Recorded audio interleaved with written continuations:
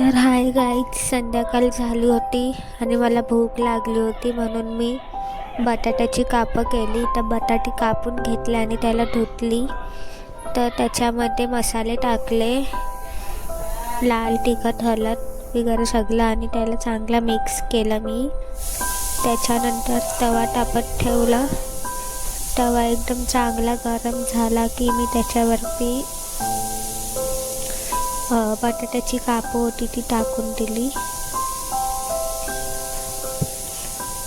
ही तवा एकदम तेल गरम झालं होतं म्हणून मी बटाट्याची कापं टाकली. त्याच्यानंतर 7 वाजत येत होते म्हणून मी झाडू मारली, देवाची बत्ती केली, देवपूजा करून मी दुसरी कामं होती ती पण केली.